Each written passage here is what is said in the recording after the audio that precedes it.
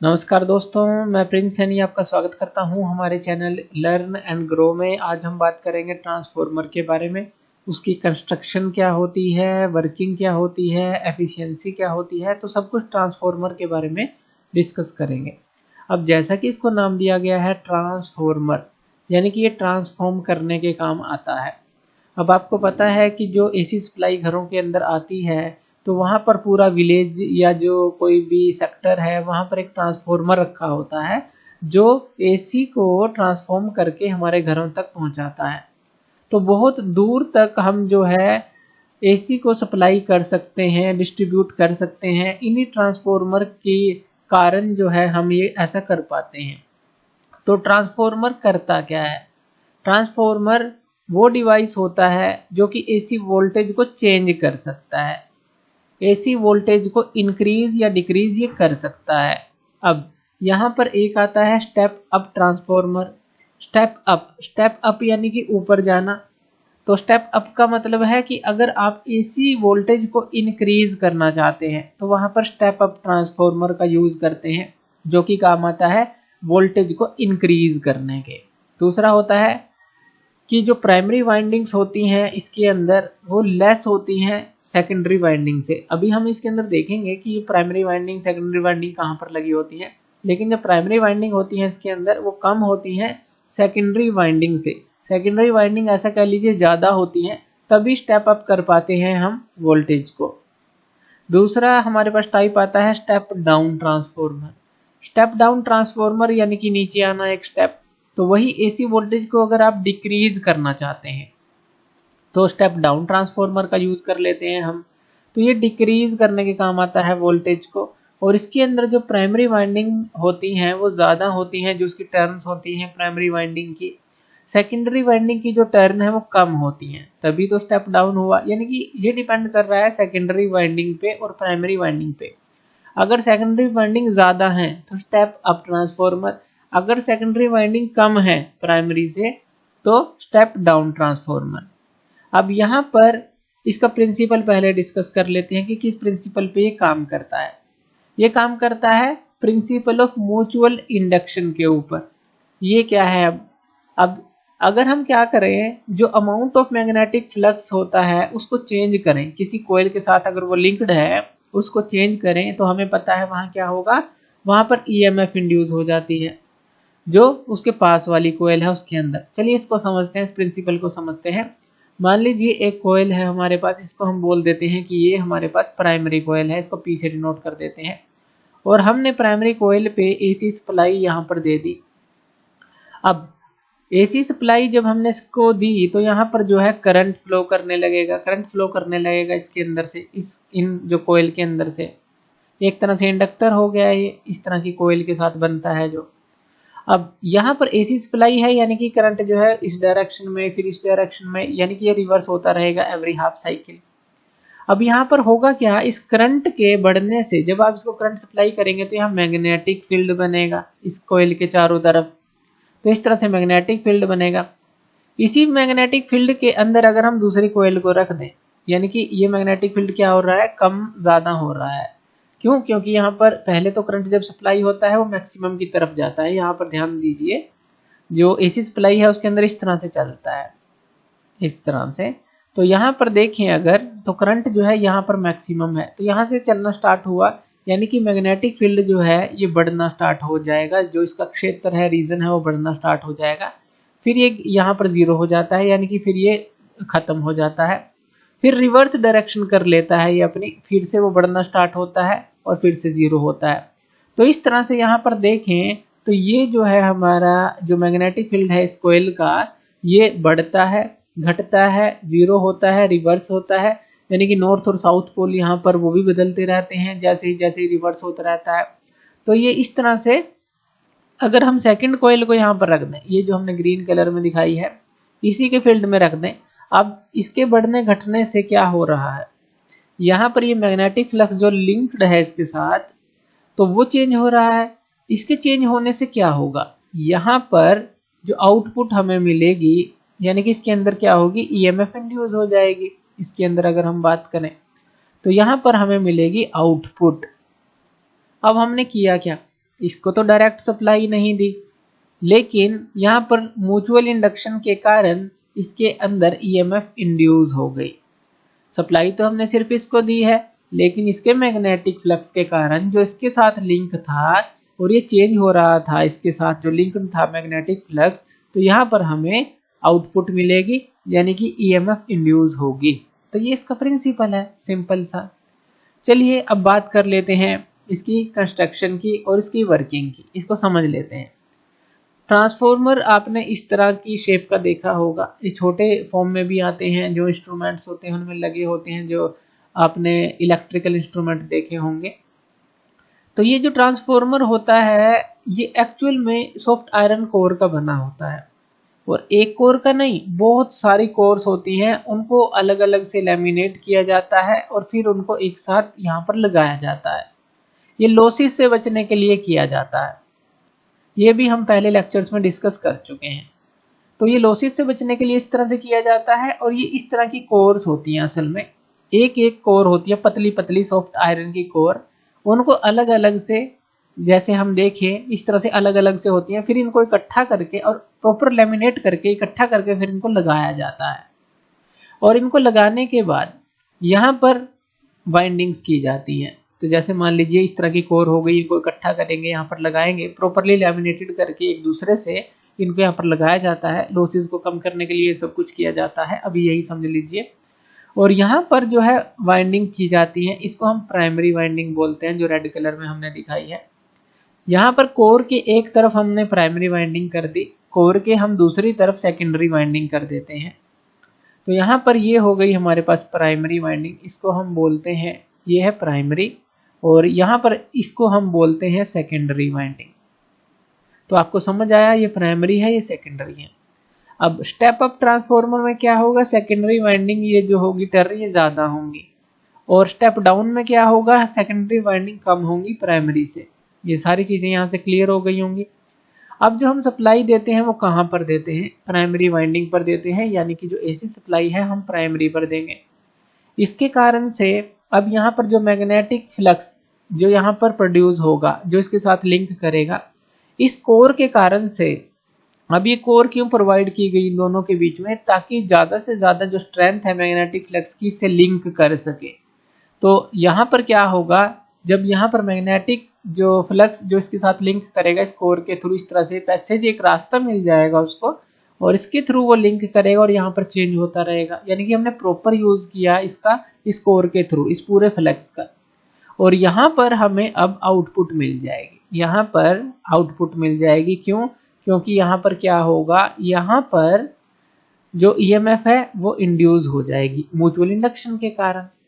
तो सिर्फ हमने यही करना था, बस हमने कोर का यूज क्यों किया, ताकि पूरे फ्लक्स का यूज कर सकें, हम अच्छी तरह से कर सके।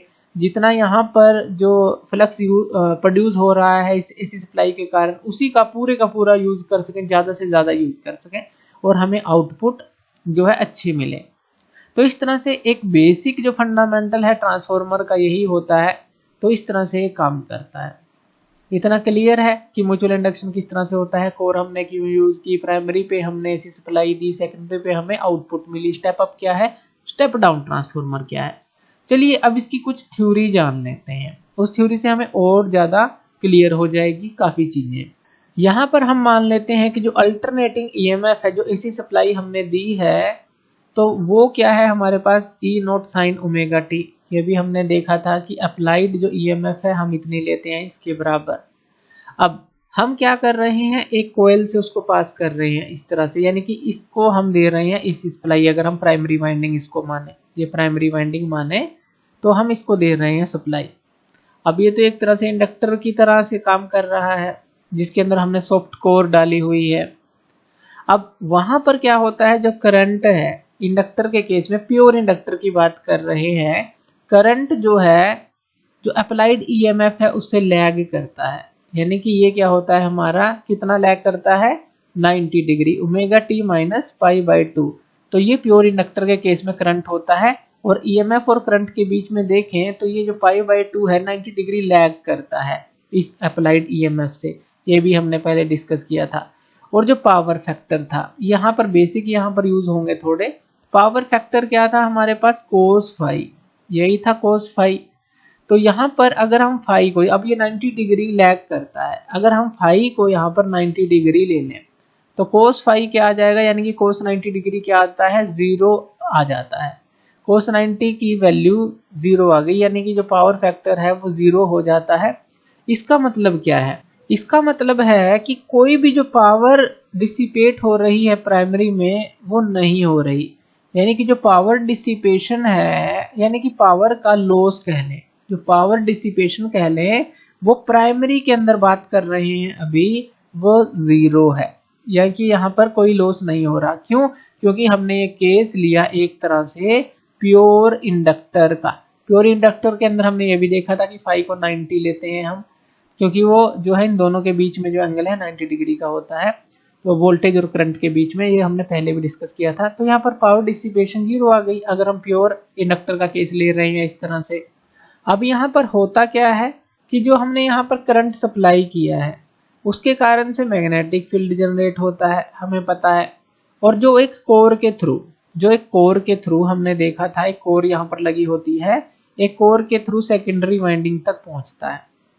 इतना क्लियर है कि जितना यहाँ पर करंट प्रोड्यूस हुआ उसके कारण से जो मैग्नेटिक फ्लक्स जो है कोर के थ्रू इसको एक रास्ता मिलता है और वो सेकेंडरी जो कोयल है वहां तक पहुंचता है और पूरा का पूरा यहाँ पर यूज होता है, यानी कि इस फ्लक्स का मैक्सिमम यहाँ पर यूज हम कर लेते हैं इस कोर के थ्रू।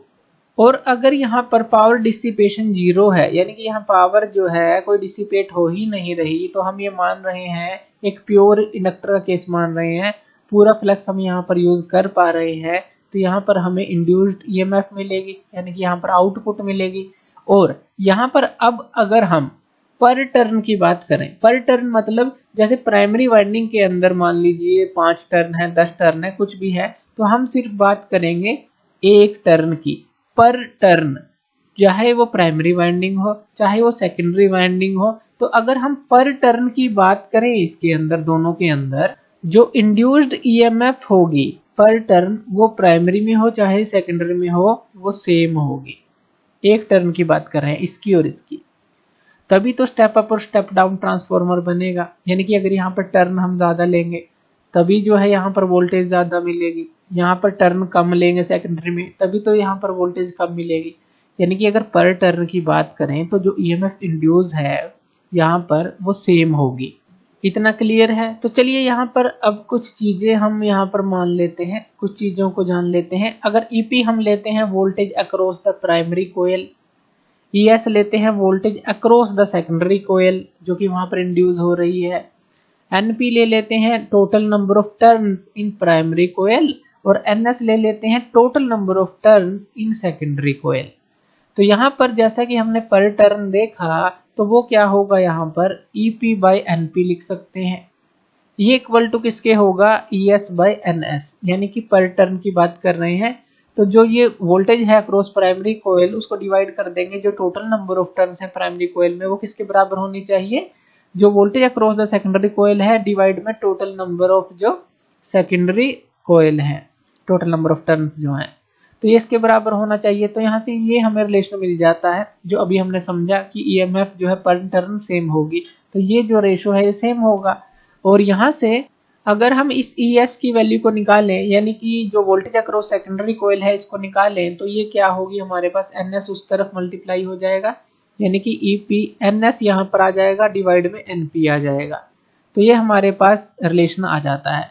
अब इस रिलेशन से क्या हमें पता चलता है, इस रिलेशन से ये पता चलता है कि अगर ES ग्रेटर देन EP हो जाए, ये किस तरह से होगा कि जो सेकेंडरी वोल्टेज है वो सेकेंडरी कोयल के अंदर जो हमारी है वो इससे ज़्यादा हो जाए प्राइमरी से, जब हमारी जो वाइंडिंग्स हैं यानी कि जो टोटल नंबर ऑफ टर्न्स है सेकेंडरी वाइंडिंग में वो प्राइमरी वाइंडिंग से ज़्यादा होंगी। यहाँ पर इस रेशो के थ्रू देखिए आप, तो ये जो है तब बड़ा होगा जब जो सेकेंडरी वाइंडिंग की टर्न है वो ज़्यादा होंगी प्राइमरी वाइंडिंग से, तो तभी जो है ES जो है EP से ज़्यादा होगा। यानी कि इस केस के लिए जो ट्रांसफॉर्मर है वो स्टेप अप ट्रांसफॉर्मर की तरह काम करेगा। और अगर हम यहाँ पर इसका उल्टा ले लें, यानी कि NP जो है वो ग्रेटर देन हो जाए NS से, यानी कि जो टोटल नंबर ऑफ टर्न्स हैं प्राइमरी वाइंडिंग में वो ज़्यादा हो जाए सेकेंडरी वाइंडिंग से, अब ये NP बड़ा हो जाए, तो यहाँ पर ये क्या होगा, यहाँ पर EP जो है वो ग्रेटर देन हो जाएगा ES से, यानी कि ये जो केस है ये किसकी तरह काम करेगा, अब स्टेप डाउन की तरह, स्टेप डाउन ट्रांसफॉर्मर की तरह। तो यहाँ पर हमें क्लियर इस रेशो से पता चल रहा है कि अगर ये प्राइमरी वाइंडिंग ज़्यादा है तो ES जो है यानी कि ये हमारा छोटा हो जाएगा, प्राइमरी वाइंडिंग कम है तो ES जो है इस EP से बड़ा हो जाएगा। तो स्टेप अप और जो स्टेप डाउन ट्रांसफॉर्मर है यहीं से इस रेशो से हम समझ सकते हैं। और यहाँ पर जो NS/NP है, यानी कि जो ये टोटल नंबर ऑफ टर्न्स का रेशो है, इसको अगर हम K पुट कर दें, जो K होता है इसको हम बोलते हैं ट्रांसफॉर्मेशन रेशो। तो ये भी याद रखना है, जो K है वो होता है हमारा NS/NP के बराबर, और इसको हम ट्रांसफॉर्मेशन रेशो ले रहे हैं। अब ये जो कंडीशन है ये भी ध्यान रखना है कि ये क्यों हमें मिली है, किन कारणों से मिली है। यहाँ पर हमने एजम्पशन ली है कि जो फ्लक्स था, जो प्रोड्यूस हो रहा था, वो प्राइमरी और जो सेकेंडरी कोयल के साथ लिंक हो रहा था वो सेम है, उसमें कोई लीकेज नहीं है, यानी कि कोर के थ्रू यहाँ पर हमने ट्रांसफर किया प्राइमरी से सेकेंडरी के अंदर, तो वहां पर फ्लक्स की कोई लीकेज नहीं है, जितना प्राइमरी के साथ लिंक्ड है उतना सेकेंडरी के साथ भी वो लिंक्ड है, कोई लीकेज नहीं है, और प्राइमरी करंट और सेकेंडरी करंट दोनों स्मॉल ही हैं हमने जो लिए हैं। तो ये जो अजम्पशन के कारण ही हमें ये जो है रिलेशन यहाँ पर मिली है, ये ध्यान रखना है। अब यहाँ पर एक चीज हमारे दिमाग में आती है कि अगर हम वोल्टेज को इंक्रीज कर सकते हैं स्टेप अप ट्रांसफॉर्मर में और स्टेप डाउन में उसको डिक्रीज कर सकते हैं, तो ये तो जो law of conservation of energy है उससे ये थोड़ा कॉन्ट्राडिक्ट नहीं करता कि हम किसी चीज को बढ़ा रहे हैं, किसी चीज को घटा रहे हैं, जबकि ऐसा नहीं होता, हम सिर्फ ट्रांसफॉर्म कर सकते हैं एक एनर्जी को दूसरी में, यही होता है।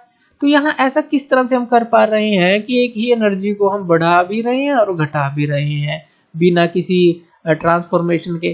तो यहाँ पर ऐसा नहीं है, यहाँ पर जो पावर है उसका केस आ जाता है। पावर का केस क्या है कि जहाँ पर जो पावर है, यानी कि प्राइमरी वाइंडिंग के अंदर हम बात करें तो जो पावर है वो क्या हो जाएगी हमारे पास, EP इंटू IP।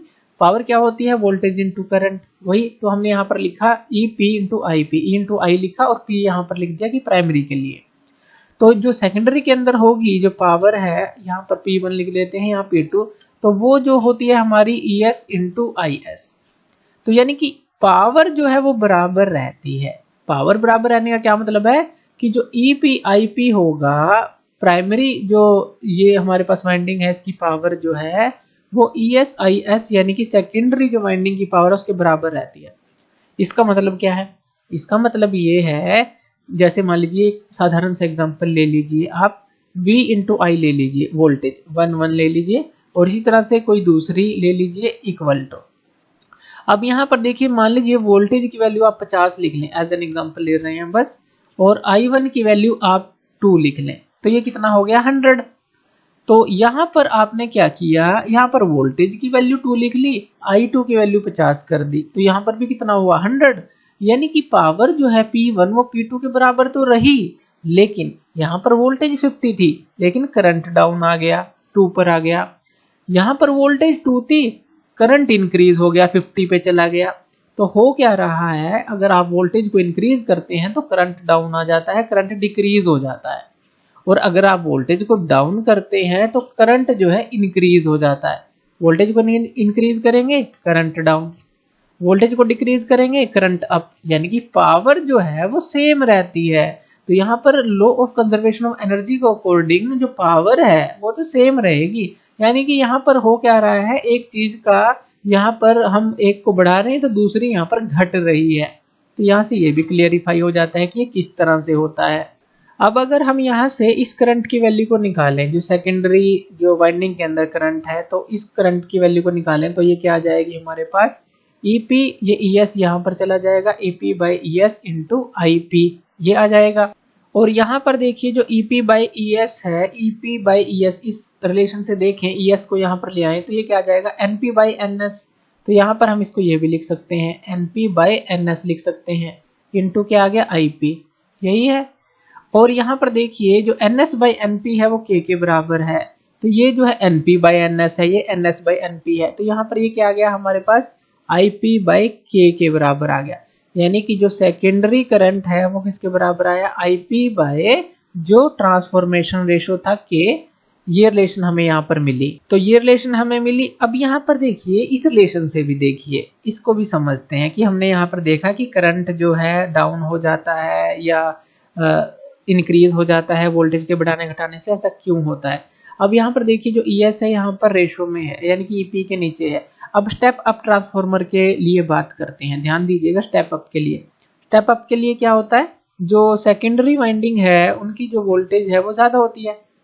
तो यहाँ पर ES यानी कि बड़ा है EP से, अगर ES यहाँ पर इंक्रीज होगा तो IS जो है वो क्या होगा, वो तो कम हो जाएगा, यानी कि IS जो है कम हो जाएगा IP से। तो यहाँ पर साफ दिखता है कि अगर आप सेकेंडरी वाइंडिंग के अंदर वोल्टेज को इंक्रीज कर रहे हैं तो वहां पर क्या हो रहा है, जो सेकेंडरी करंट है वो प्राइमरी करंट से कम हो रहा है। तो यहाँ से इस रेशो से ये भी क्लियर हो जाता है। और इससे हमें ये पता चलता है कि अगर हम वोल्टेज को इंक्रीज करते हैं सेकेंडरी वाइंडिंग के अंदर तो हम करंट को कमजोर कर रहे होते हैं, यानी कि एक चीज को बढ़ाएंगे तो दूसरे को हम कमजोर करेंगे ही करेंगे। तो इस तरह से इस रेशो से हम ये भी स्टेप अप और स्टेप डाउन के बारे में, यानी कि जो रिवर्स है इसका वो भी बिल्कुल सही होगा कि अगर हम सेकेंडरी वाइंडिंग में वोल्टेज को डिक्रीज करेंगे यानी कि स्टेप डाउन ट्रांसफॉर्मर का यूज करेंगे तो वहां पर करंट जो है वो इंक्रीज हो जाएगा। चलिए अब बात कर लेते हैं जो एफिशिएंसी होती है ट्रांसफॉर्मर की वो क्या होती है। एफिशिएंसी हमारा होता है दो चीजों का रेशो, हमें पता ही है, output power to the input power. जैसे कि अभी हमने पावर का कंसेप्ट को समझा, तो यहाँ पर एफिशिएंसी का फॉर्मूला बनता है output power by input power. अब जो आउटपुट पावर है वो क्या है, आउटपुट पावर है जो हमें सेकेंडरी वाइंडिंग के अंदर मिलेगी यानी कि ES IS, और इनपुट पावर क्या है जो हमने प्राइमरी वाइंडिंग को दे रखी है EP इंटू IP। तो ये हमारी एफिशिएंसी का फॉर्मूला बन जाता है। अब यहाँ पर जो आइडियल ट्रांसफॉर्मर है उसकी एफिशिएंसी आप 100% ले सकते हैं, लेकिन एनर्जी लॉस होते ही होते हैं, तो कभी भी ट्रांसफॉर्मर की एफिशिएंसी 100% नहीं होती। लेकिन अगर वेल डिजाइन किया जाए ट्रांसफॉर्मर को तो एनर्जी लॉसेस को बहुत ही कम किया जा सकता है, लगभग 1% तक भी किया जा सकता है अगर हम उसको वेल डिजाइन करते हैं तो ये था ट्रांसफॉर्मर की कंस्ट्रक्शन, वर्किंग, उसकी थ्योरी और एफिशिएंसी। तो थैंक यू वीडियो देखने के लिए, और इसी तरह की वीडियोस के लिए आप हमारे चैनल लर्न एंड ग्रो पे हमें सब्सक्राइब कर सकते हैं। धन्यवाद।